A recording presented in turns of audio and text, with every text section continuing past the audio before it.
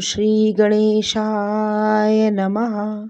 शङ्करं शङ्कराचार्यं केशवं वादरायणं सूत्रभाष्यकृतो वन्दे भगवन्तौ पुनः पुनः। ईश्वरो गुरुरात्मेति मूर्तिभेदविभागिने व्योमवद्व्याप्तदेहाय दक्षिणामूर्तये नमः। ओम शांति शांति शांति।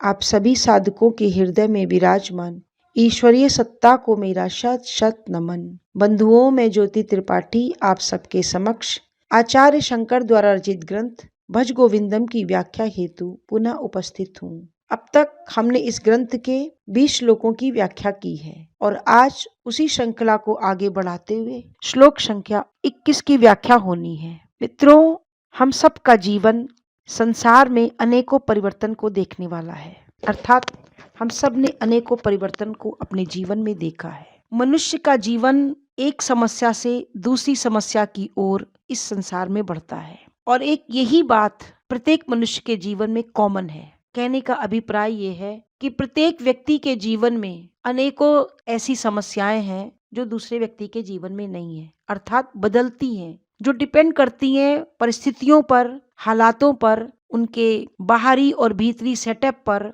अनेकों प्रकार की समस्याएं जीवन में आती हैं। सबकी एक ही समस्या है, संसार का होना। ये समस्या सब व्यक्ति के लिए कॉमन है। समसरति इति संसारा, अर्थात जो सरक रहा है, धीरे धीरे खिसक रहा है, अर्थात परिवर्तनशील है, इसी का नाम संसार है। इसको ऐसे भी कह सकते हैं कि कांस्टेंट मूवमेंट, एक निरंतर होने वाली गति, एक सिचुएशन से दूसरी सिचुएशन को। हम सब जन्म से लेकर के हमारा जीवन अनेकों परिवर्तन को देखते हुए आगे बढ़ता है। हमारे घरों में अगर फादर का ट्रांसफर हुआ एक शहर से दूसरे शहर, तो हम शहर के परिवर्तन को, वहाँ की वेशभूषा को, वहाँ के माहौल को, इन सब चीजों को देखते हैं। अगर परिस्थितियां हमारी अनुकूल हुई तो सब कुछ बहुत अच्छा लगता है, खुशगवार गुजरता है और ऐसा ट्रांसफर अनुकूल लगता है। लेकिन अगर परिस्थितियां विपरीत हुई तो फिर हमें मजा नहीं आता, हम दुखी होते हैं, हम परेशान होते हैं, हम हैरान होते हैं। क्यों? क्योंकि हमने जिसको नहीं चाहा था हमें वो मिल गई। किसी ऐसी जगह हमारा ट्रांसफर हो गया जहाँ का माहौल हमारे लायक एडजस्ट नहीं है, करने लायक नहीं है, हमारे अनुकूल नहीं है, वहाँ की परिस्थितियां कठिन है, हमारे सुख साधन के रास्ते काफी वहाँ से विकट हैं, तो हमें ऐसा ट्रांसफर नहीं चाहिए होता। बिल्कुल ठीक इसी तरीके से संसार में जब हमारी परिस्थितियां अनुकूल होती हैं, हमारी कामनाएं इच्छाएं पूर्ण होती जाती हैं, सब कुछ अच्छा अच्छा होता है, तो हमें सुखद लगता है। और जब इसके विपरीत होता है तो हमें दुख महसूस होता है। और ये सुख दुख का चक्र प्रत्येक व्यक्ति के जीवन में निरंतर चलता है। परिस्थितियां बदलती हैं, परिस्थितियों के कारण बदलते हैं, लेकिन ये चलते रहना नहीं बदलता, ये चलता ही है। अनुकूलनम वेदनीयम सुखम, प्रतिकूल वेदनीयम दुखम। जो अनुकूल है उसको हम सुख महसूस करते हैं, जो प्रतिकूल है उसको हम दुख महसूस करते हैं। बहुत से ऐसे बच्चे हैं जिन्होंने अपने बहुत कम उम्र में अपने पिता को खो दिया और वो अनाथ हो गए। बहुत से ऐसे बच्चे हैं जिनके गर्भ में बाहर आते ही माता को खो दिया। तो इस तरीके से व्यक्ति टू व्यक्ति जीवन का परिवर्तन और दुख सुख बदलता है और यही संसार का होना दुख का बहुत बड़ा कारण है, जो प्रत्येक व्यक्ति के जीवन में है। उसके रूप अलग है, उसके रंग अलग हैं, लेकिन हर व्यक्ति कहीं ना कहीं दुखी है और कुछ खोज रहा है। और विचार करने की बात यह है कि मृत्यु के बाद भी इसका अंत नहीं होता, इस दुख का अंत नहीं होता।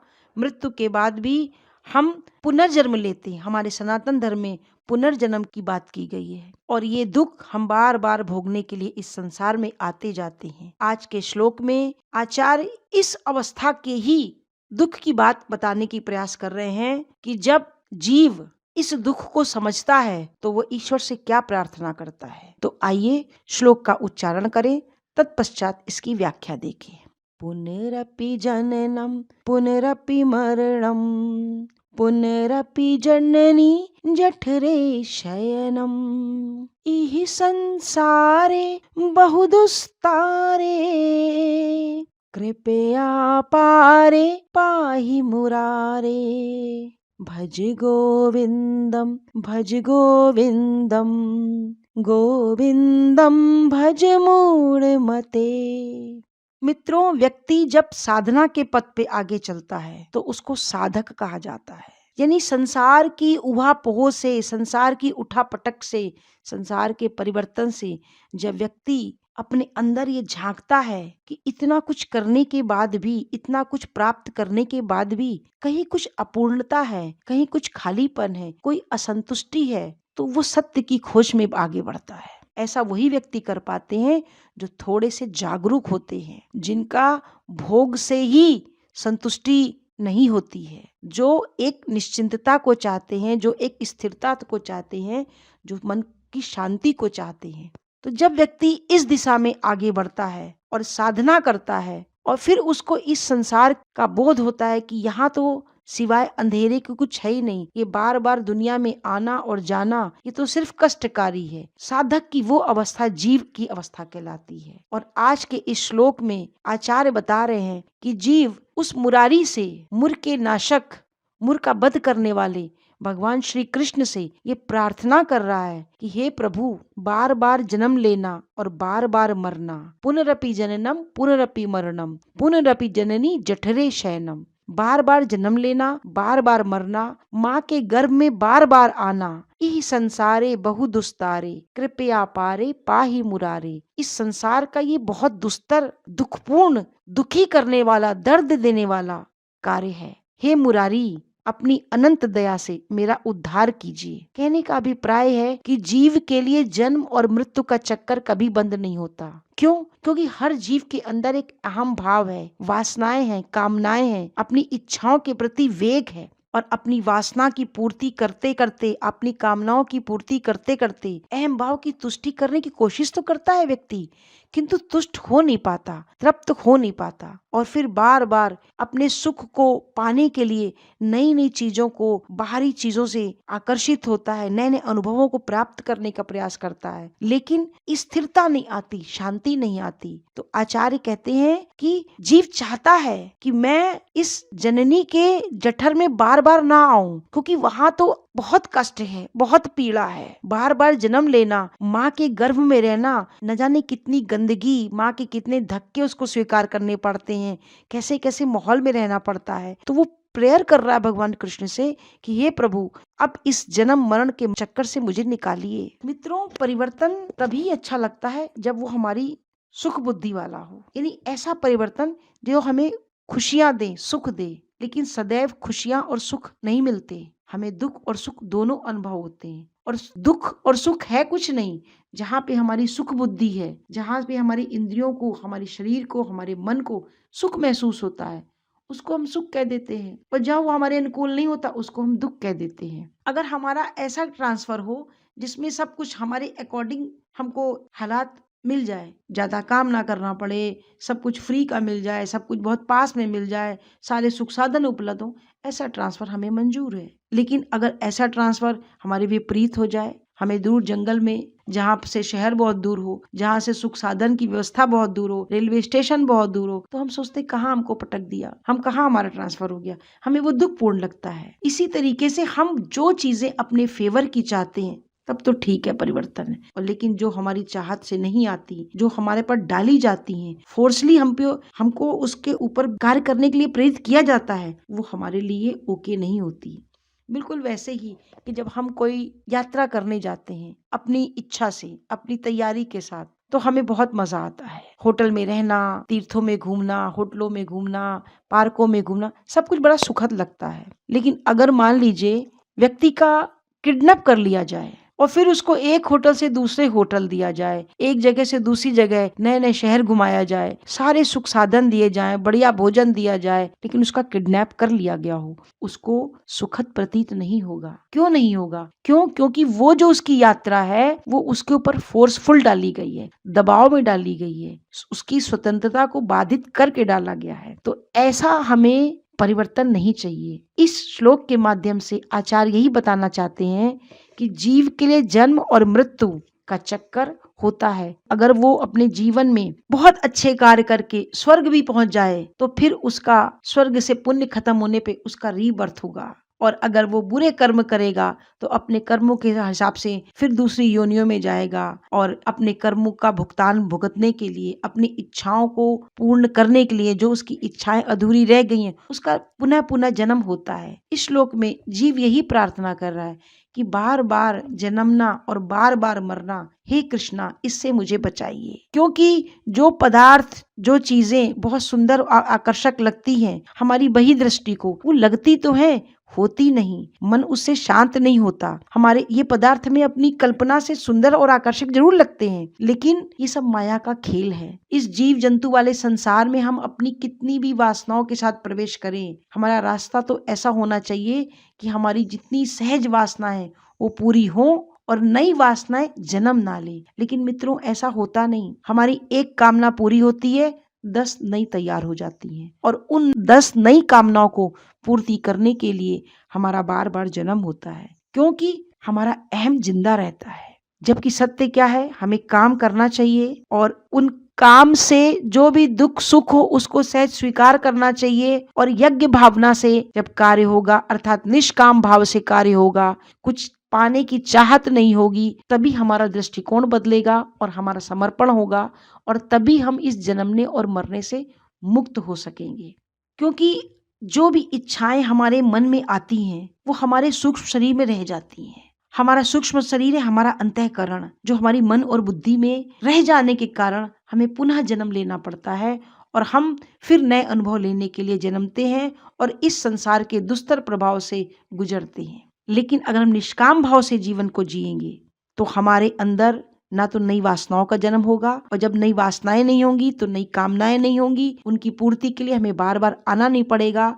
और ऐसा व्यक्ति जिसके अंदर वासनाएं नहीं होती, विचार या इच्छाएं भी नहीं होती, और कोई सूक्ष्म शरीर नहीं रह जाता, क्यों? क्योंकि वो इनसे मुक्त हो चुका होता है, तो उसको फिर बार बार जन्म नहीं लेना पड़ता, और बार बार जन्म मरण का कारण सदा के लिए समाप्त हो जाता है। क्योंकि जन्म मरण का कारण ही है हमारी इच्छाएं। पूरी हो गई तो, और अधूरी अतृप्त लेके हम ऊपर गए तो हमको पुनः आना होता है। जन्म बहुत कष्टदायक है, मृत्यु तो कष्टदायक है ही, जन्म और भी ज्यादा कष्टदायक है। क्यों? क्योंकि जन्म में हमें माँ के गर्भ में निवास करना होता है, उस गंदे वातावरण में हम कैदी की तरह होते हैं, माँ के शारीरिक और मानसिक धक्के का हमको शिकार होना पड़ता है, इसकी अनेकों यातनाएं और बड़ी क्रूर स्थिति से हमें गुजरना पड़ता है। फिर भी सत्य ये है कि हम कुछ नहीं कर सकते। हम कब तब कर सकते हैं जब हम ज्ञान के द्वारा इस सत्यता से बाहर आए, इस सत्यता को जान पाए कि हमें निष्काम करके अपनी इच्छाओं पे कंट्रोल करना, अपनी आदतों पे कंट्रोल करना है, नई वासनाओं को जन्म नहीं देना है, और हमें मुक्त होना है। क्योंकि मृत्यु होने पर भी हम फ्री नहीं होते, हमारा पुनः जन्म होता है, और हम इन परिस्थितियों के दास होते हैं। कभी जब हमारा पुनर्जन्म होता है तो हमें पिछले जन्मों के कर्मों का भुगतान देना होता है, हिसाब किताब करना होता है, और पिछले जन्मों का हिसाब करते करते न जाने कितने नए कर्म हमारे तैयार हो जाते हैं जो हमारा फ्यूचर निर्धारित कर देते हैं। तो हमारी जो दासता है, जो गुलामी है, वो फिर से तय हो जाती है, और इस जन्म मरण के चक्कर में हम सदैव ही गुलाम रहते हैं। वर्तमान जो है वो पास्ट को भुगत रहे हैं, वर्तमान में जो कर रहे हैं फ्यूचर की तैयारी कर रहे होते हैं। लेकिन ज्ञान के माध्यम से हम इन दोनों से बाहर आ सकते हैं, क्योंकि जब तक हम संसार में रहेंगे तब तक हमें गुलामी का जीवन जीना पड़ेगा और बार बार जन्म लेना पड़ेगा, और इस कठिन चक्र से हमको बार बार गुजरना होगा। तो करना क्या है, इससे मुक्त कैसे हुए? तो मित्रों, इससे मुक्त होने के लिए ई संसारे बहु दुस्तारे कृपया पारे पाही मुरारे, उस ईश्वर के भजन में, उस ईश्वर की याद में, उस ईश्वर के ज्ञान में हमें अपनी साधना को आगे बढ़ाना है, अपने सत्व को बढ़ाना है, अपने तम को कम करना है, रजस को प्यूरिफाई करना है और सत्व को बढ़ाना है। सत्व को जब हम बढ़ाएंगे, क्योंकि हमारे लाख प्रयास के बाद भी हम आध्यात्मिक उन्नति तब तक नहीं कर सकते हैं जब तक ईश्वर की कृपा ना हो। आध्यात्मिक उन्नति का आधार ईश्वर की कृपा और हमारा प्रयास, ये दोनों हुए। बिल्कुल वैसे ही जैसे किसी पक्षी को आकाश में बहुत ऊंचे उड़ने के लिए 2 पंख चाहिए। एक भी पंख अगर उसका काम करने योग्य नहीं है या काट दिया जाए तो वो पक्षी आकाश में ऊंचा उड़ नहीं सकता। ऊंचा क्या, वो उड़ ही नहीं सकता। तो हमें भी आध्यात्मिक उन्नति को प्राप्त करने के लिए अपना प्रयास अर्थात पुरुषार्थ यानी ईश्वर की साधना, उसका भजन, उसका ध्यान, उसका ज्ञान प्राप्त करने की दिशा में चलना होगा और उसकी कृपा का पात्र बनना होगा। और उसकी कृपा का पात्र वही व्यक्ति बन पाता है जो इस संसार में निष्काम करते हुए आगे बढ़ता है। कुछ भी पाने के लिए हमने कुछ किया तो मित्रों वो सकाम हुआ, तो वो हमने किया ये ठीक है, लेकिन सकाम अगर हुआ तो हमारे अंदर पाने की इच्छा है तो उस इच्छा की पूर्ति के लिए पुनः हमें आना होगा और उसका जो भी हमें पुण्य प्राप्त है उस पुण्य को हमें काटना होगा। तो पुण्य और पाप ये दोनों शास्त्रों में जंजीरें कही गई हैं। एक लोहे की जंजीर है, एक सोने की जंजीर है।